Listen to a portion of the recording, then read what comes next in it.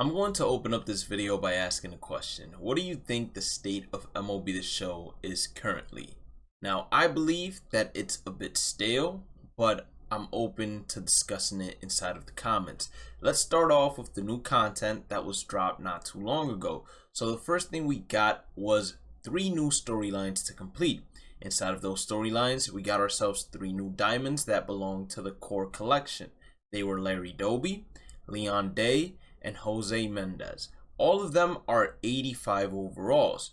Right now, we're about to shift to Team Affinity 2 of Season 1, which is going to contain 93 and 94 overalls. So if these guys are 85 overalls, and on top of that, they don't belong to specific teams, but instead are free agent cards, then even when Team Affinity 2 drops, no one is going to use them inside of their team builds because they cannot get Team Affinity innings or PXP towards any of the stat missions, let alone they are very underwhelming to all of the cards that we already have obtained from Team Affinity 1.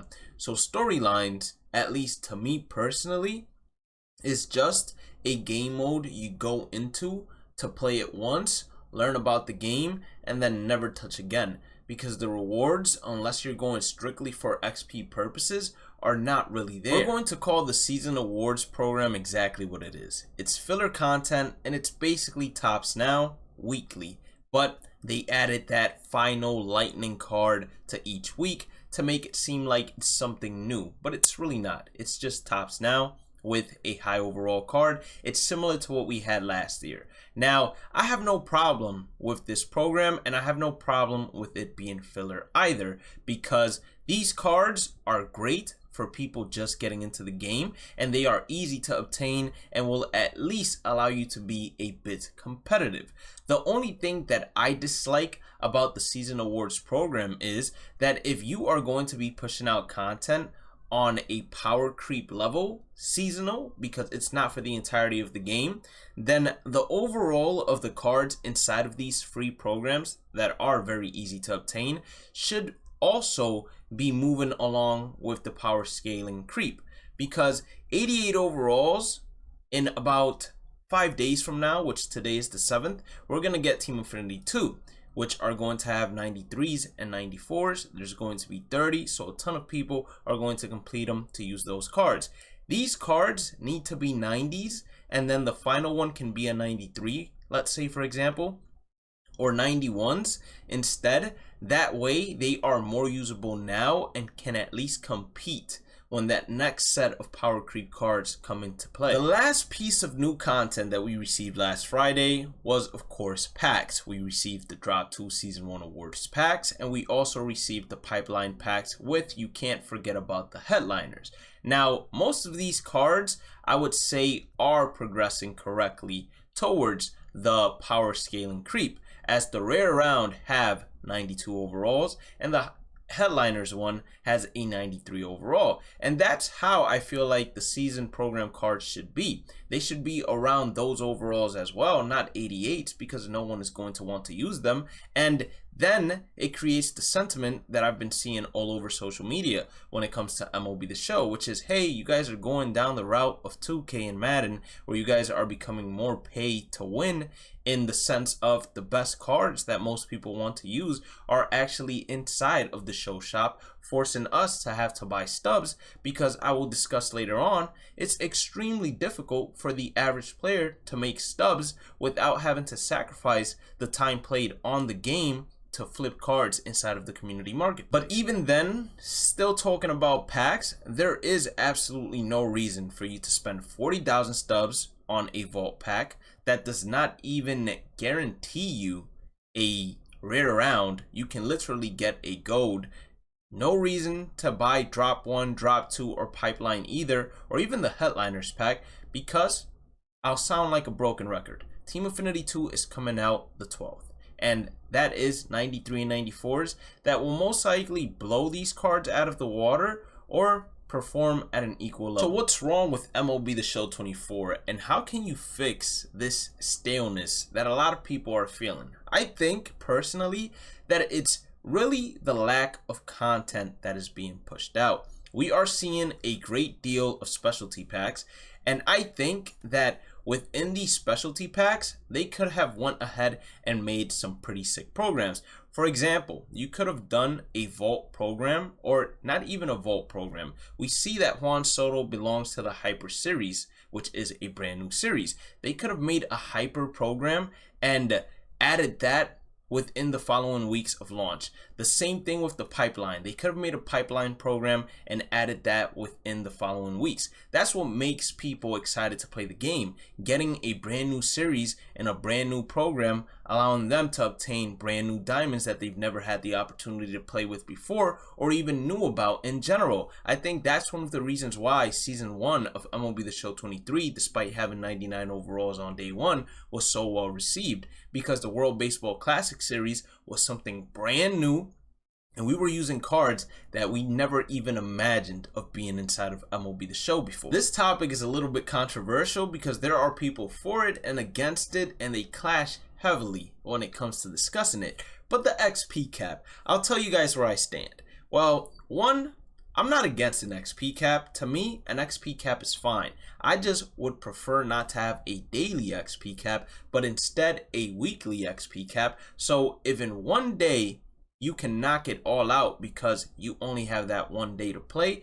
you can go ahead and do it and not fall behind, as opposed to a daily XP cap where if you only have one day to play, you fall behind because 6 out of the entire week you weren't able to play, so therefore you missed out on the daily XP cap for those 6 days and were only able to maximize it for one of those days.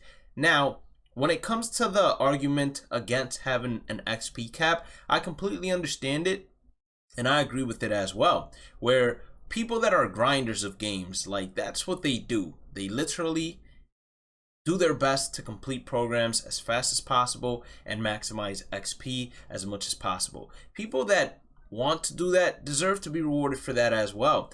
And by preventing them from being able to complete this program as fast as possible, it also diminishes their fun value when it comes to MLB The Show, and it also diminishes the reason to continue playing once they have hit the XP cap. Like, I'm not sure if there's anyone inside the comment section of this video, but I would be curious to know how many of you log in just to hit the XP cap and then get off MLB The Show because you feel like there's nothing else for you to do. Look at the top left corner, stubs.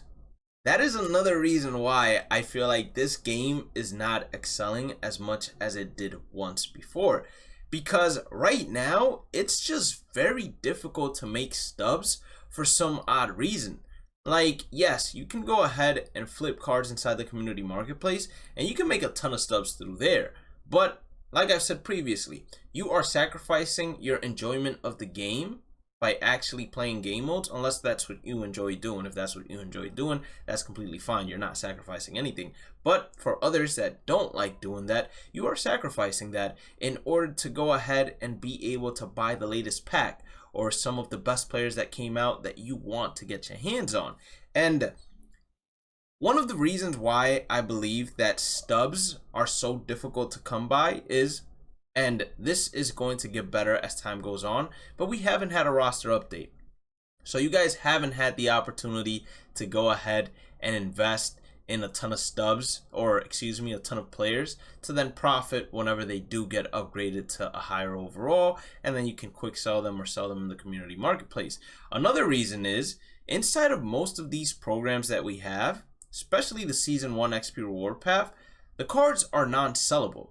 So with the cards being non-sellable, before, XP Reward Path programs allowed you to sell cards. So with them being non-sellable, you have less ways to make stubs. If you go into single player modes, the only beneficial mode is probably mini seasons, because you can do the classic mini season non-stop in order to get a 10 pack. But even then, you're basically gambling on getting a good diamond out of your packs in order to make some stubs and make that grind all worthwhile, as live series cards are dropping in value as the year progresses, as it always does. And my prediction is that they're going to even drop more once Team Affinity 2 officially comes out, because Live Series cards are not going to be able to really rival those unless you are using the high overall Live Series cards, and I'm talking about 91 plus cards, 90 plus cards in general. When we talk about Conquest, one of the reasons why it's also difficult to make stubs is because the Conquest map hidden rewards suck this year, and I cannot emphasize it enough.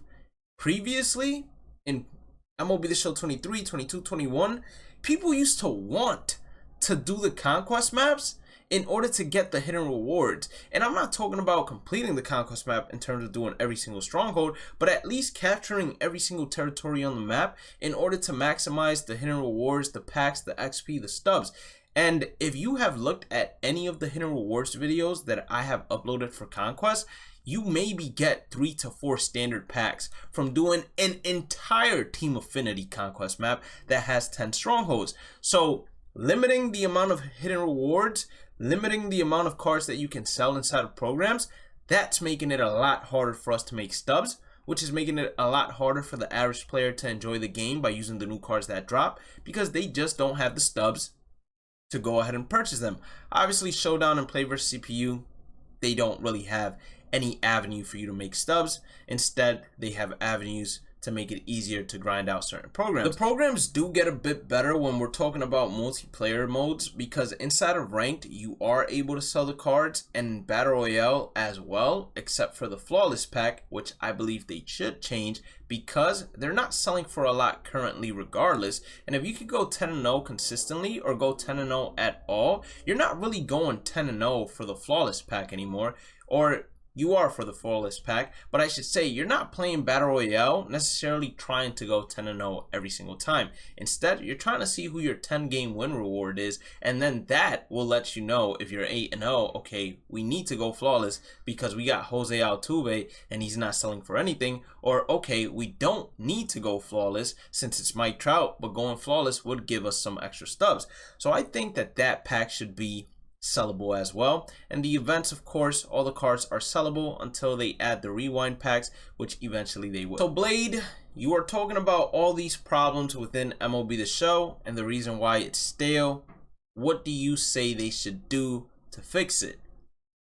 As discussed, I think that there should be more programs where you bring those specialty packs as non-sellable within those programs, as well as programs for the specialty pack series as well. Pipeline should have its own program. Hyper Series should have its own program.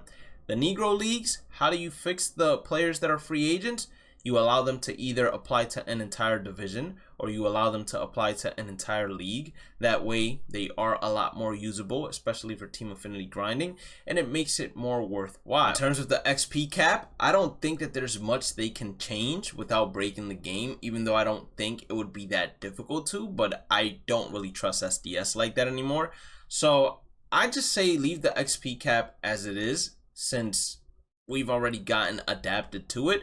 But if you're able to change it without breaking the game, then at least make it weekly, you know? And then when we're talking about stubs, one, put more hidden rewards inside of Conquest packs or Conquest maps in general.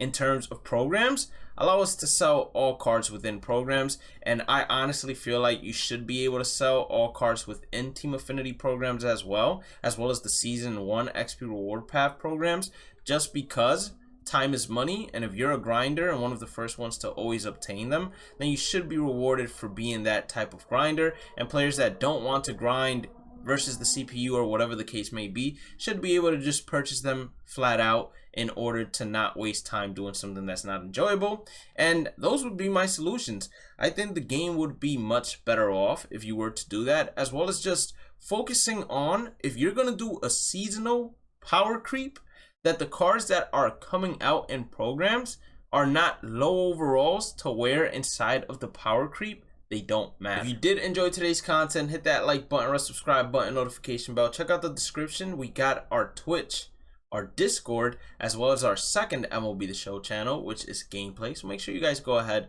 and check that out. Also, social medias, Twitter, Instagram, TikTok, all that good stuff. Make sure you guys are following if you're not already. Have a blessed day and night. Stay positive, stay safe, stay blessed, and I will catch you all on the next one. Peace out.